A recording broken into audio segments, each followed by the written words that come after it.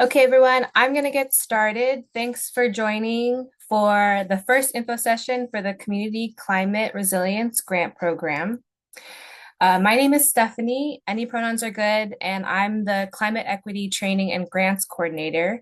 So, should you be awarded a grant through this program, I'll be your main contact. Okay, just in case people haven't used Zoom before.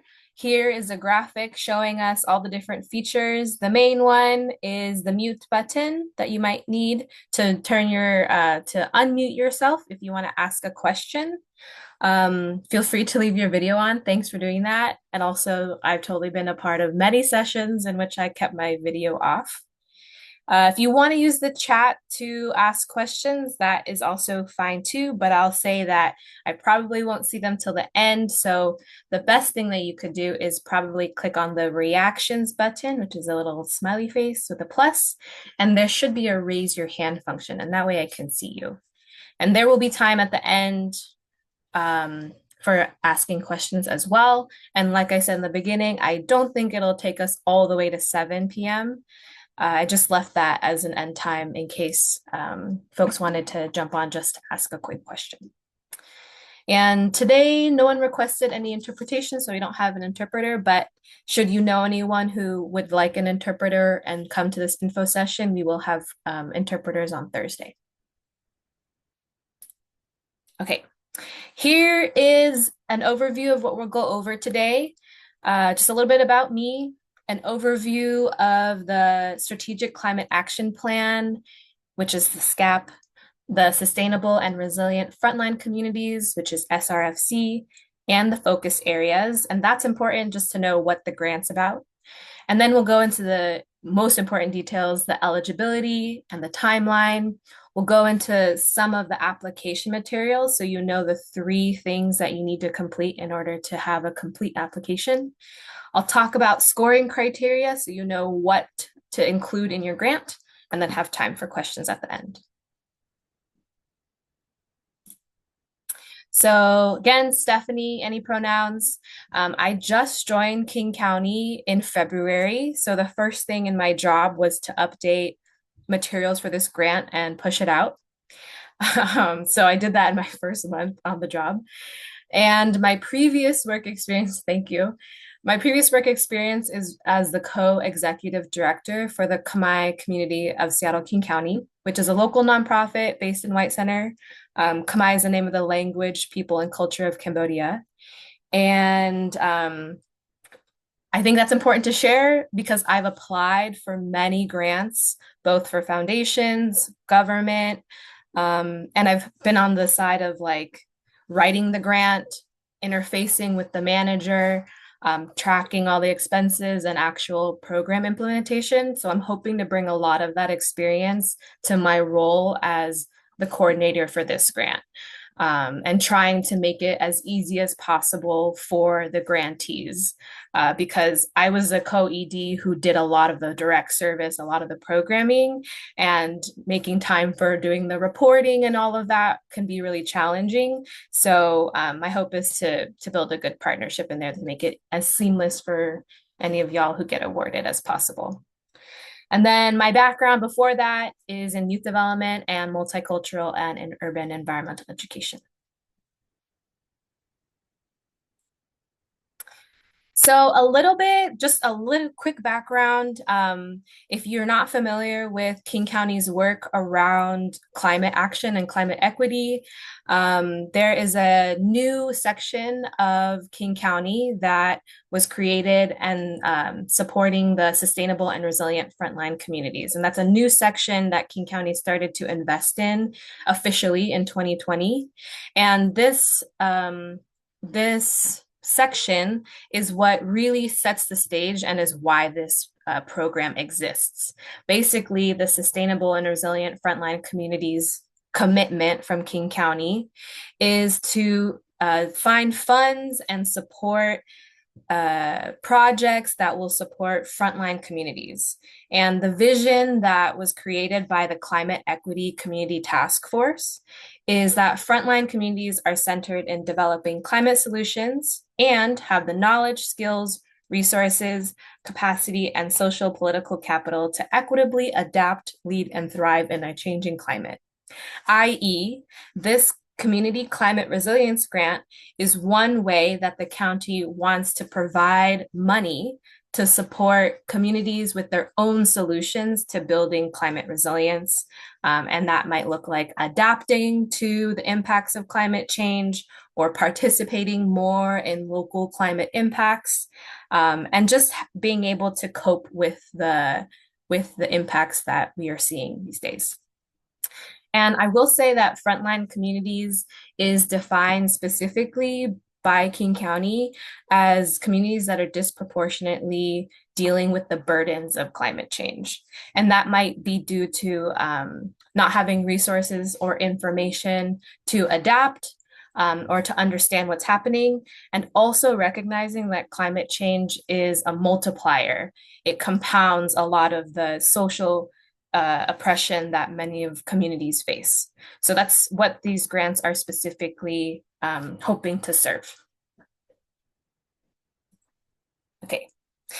Like I said, serves as a resource for frontline communities. This is focused on new or expanding existing community-based climate resilience projects.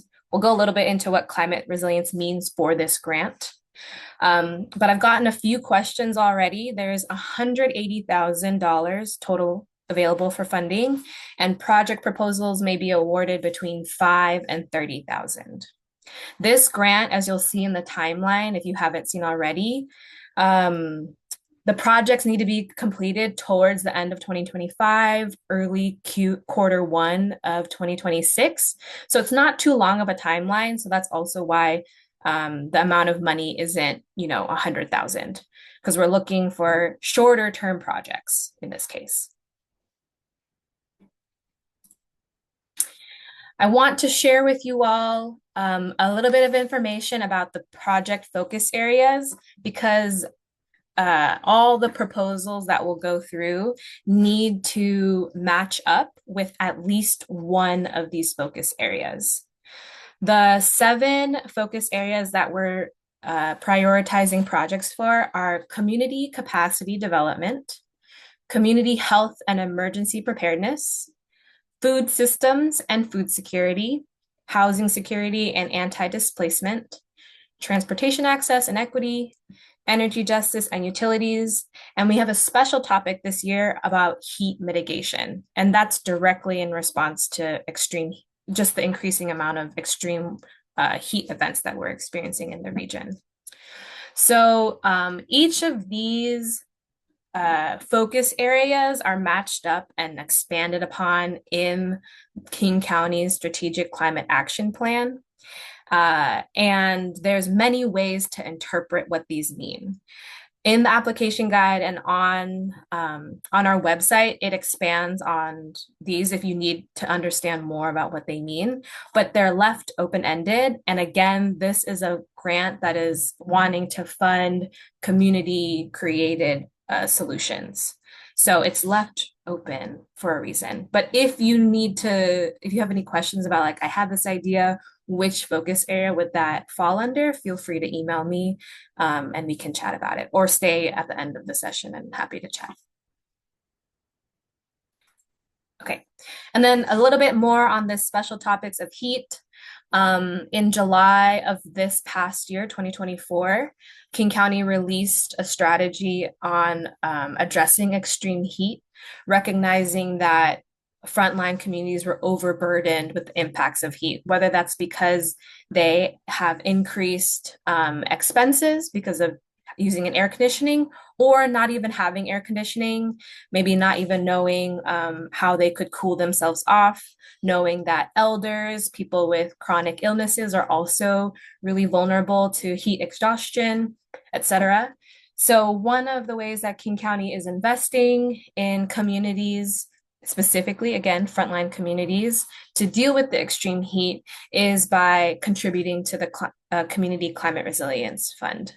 So there will be one project that is selected that will specifically be funded by the heat strategy. If you don't have a project that's related to heat, that's also okay. We're not prioritizing heat over other projects. We're just highlighting it in this presentation and in this grant because it's not one of those focus areas in our climate plan, but it is something that we're specifically looking for at least one of the projects. And they'll be ranked alongside all the other ones. If you have any questions, this is Danya, and she's a great person in case you want to know more about the heat strategy. Okay. That's all the background information of like why this grant exists, what are we trying to focus on in terms of what projects are not eligible, but what projects they need to correspond with. Are there any questions about any of that?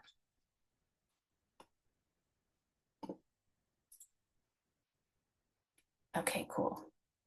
Oh, I see what you said. Nice, Lauren. You went to the lobby day with Kakwa and the Filipino Community Center. Cool.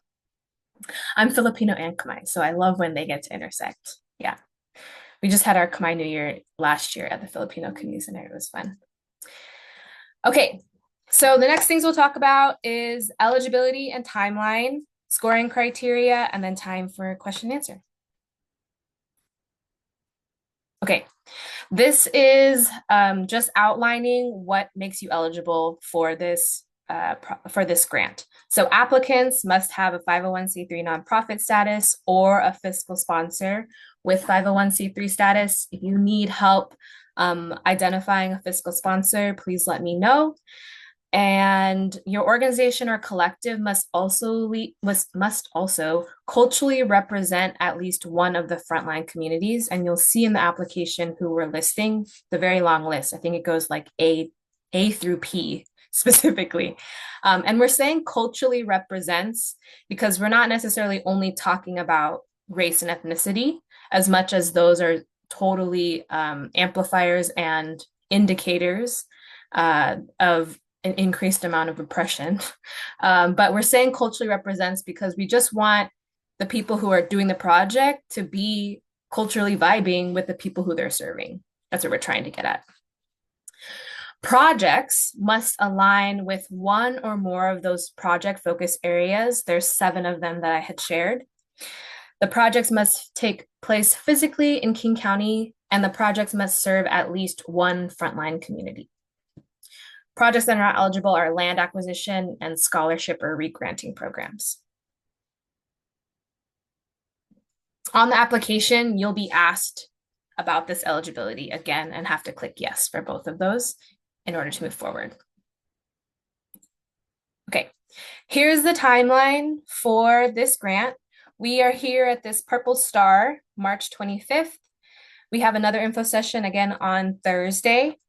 The application will close on April 16th, which is a Wednesday at 8 a.m. I chose that because I've definitely been working on grants and been like, I wish I could have like 2 hours before, like 2 hours in the morning to just like, finish it.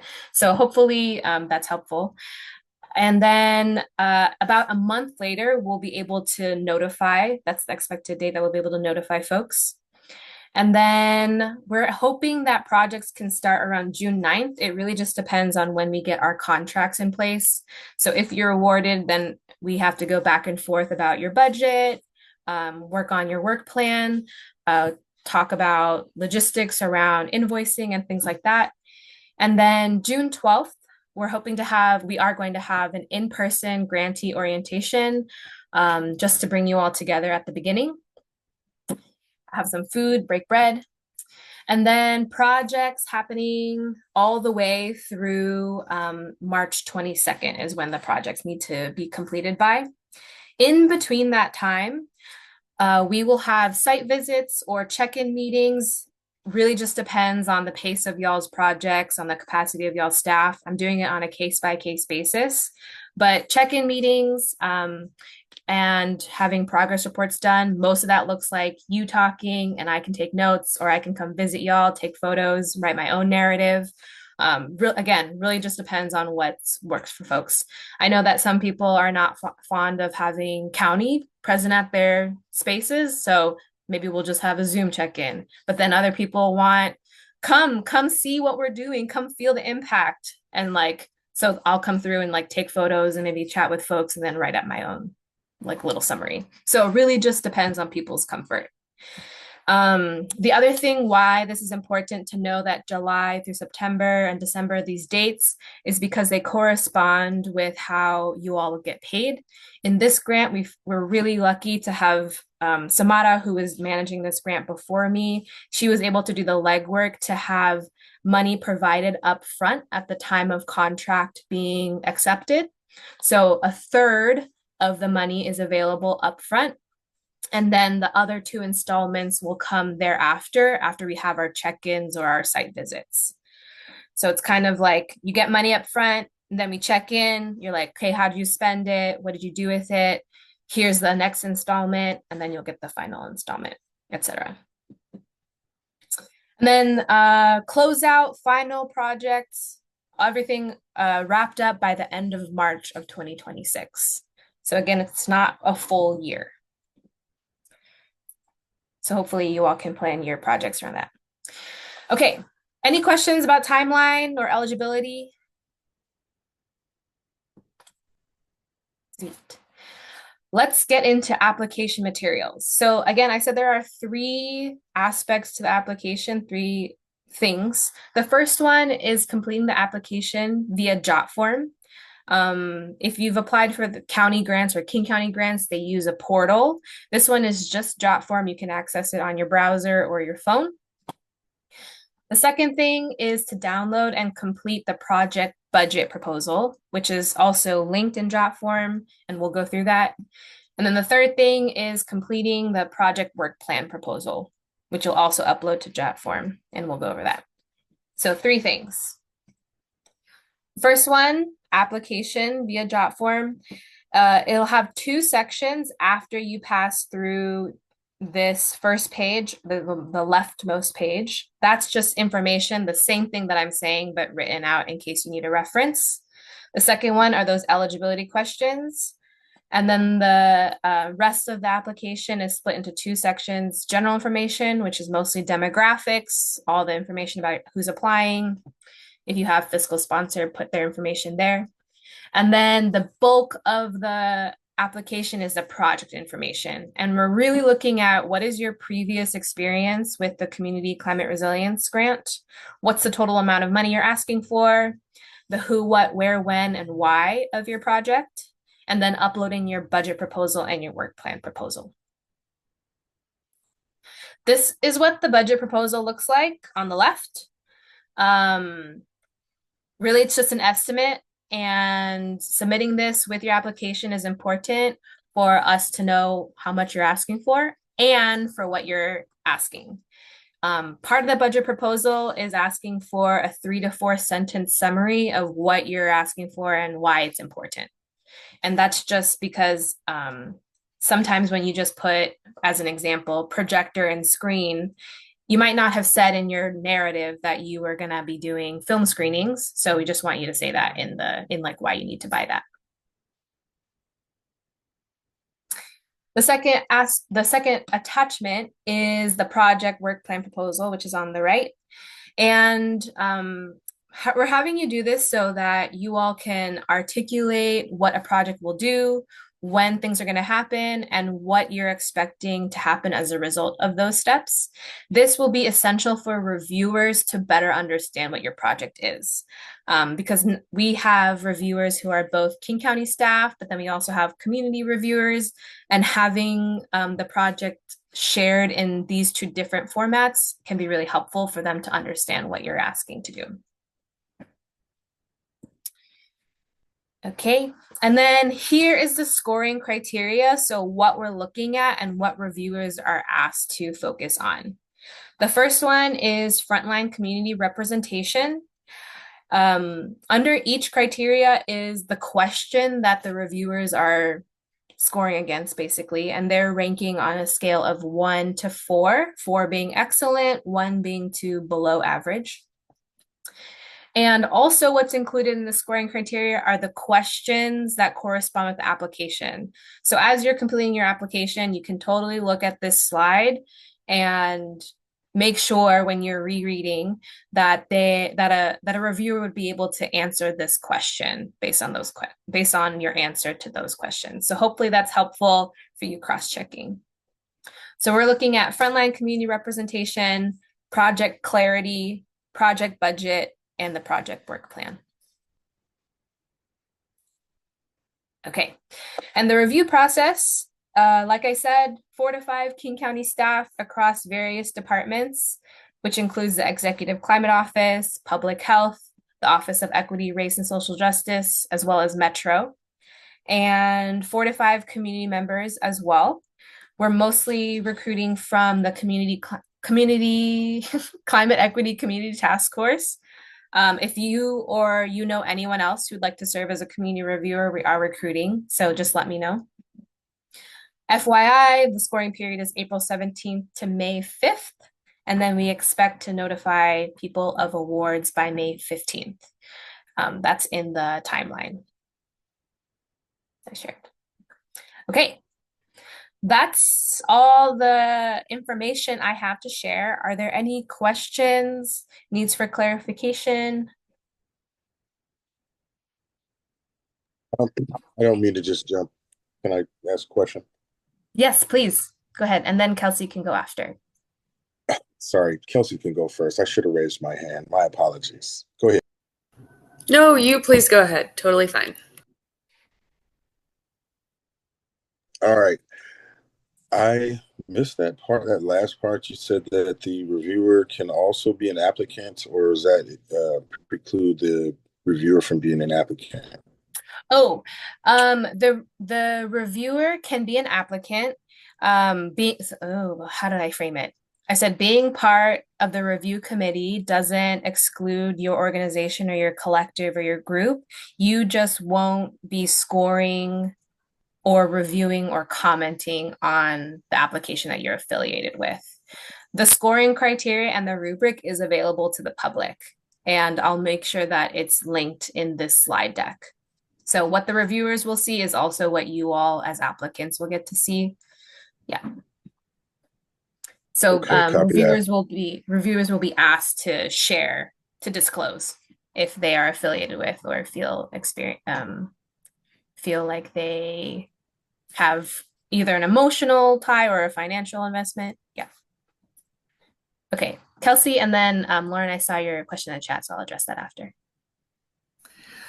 So for the Open Space Committee, we have 2 different projects that are in 2 eligibility criteria, but they have kind of the same, like the projects would be similar in style. They both would be community engagement around a specific issue, community capacity building around a specific issue.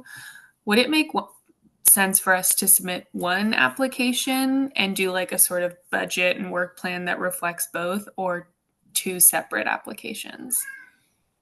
I think it makes sense to submit one and then budget proposal and work plan and have that reflected. That way the reviewers can better understand the circumstances. Okay, great. Thank you. You're welcome. Okay, Lauren, this will be your first grant writing experience. How exciting. Do you know of any resources for grant writing support? Yes, I do. There are a couple of nonprofits in the area that provide technical assistance to anyone applying for any environmental related grants. I do know that the University of Washington and the Environmental Health and Sciences Department, they provide technical assistance to nonprofits that are applying to anything related to environmental justice. So I can compile that. Leah's her name, Leah's info, as well as a couple other nonprofits I know that do grant writing support, and I can email them to you. Yeah. Thank you. Yeah, you're welcome. I've got a question. Yes. Is it okay? Yeah, go Yes. for it. Oh, so the wonderful little the graphic there with the cat, whose idea was that? I'm just Like the memes, yeah. they were my idea. I'm cracking up at the cat. I Oh said no yeah. more applications. Yeah. I mean, That's I think great. the meme, I can't take credit for the meme in general, but I definitely replaced the text with that text. Yeah, Right on. That was it. That was the only question I had. That's what I that's was like. great. That's great. Thank you. Okay. Yeah. Any other questions or comments?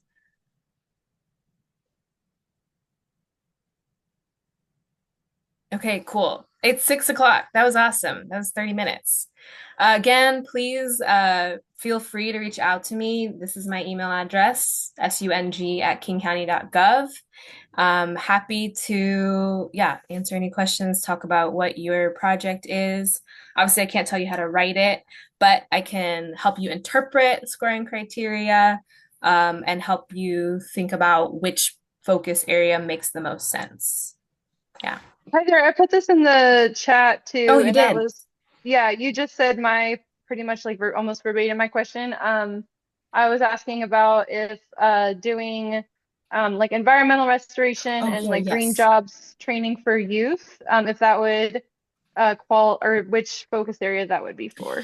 Yeah, so there is a focus area that is green jobs, but not funded through this. However, if there was part of the project that would match with community capacity development, which basically means that you're building the skill set or the knowledge base for communities to engage or be involved in different climate equity work. So I think that that would Okay, be pretty appropriate. Yeah. community capacity development. Yes. I think it's number All one. right. Yeah. Thank you. Yeah. Okay, great. Any other questions? Okay, wonderful. Thanks, y'all. I'll stay here for a couple more minutes in case anyone else logs on. But thanks for joining and looking forward to seeing y'all's applications. Thank you. Bye. Thanks. Bye. Bye. Take care.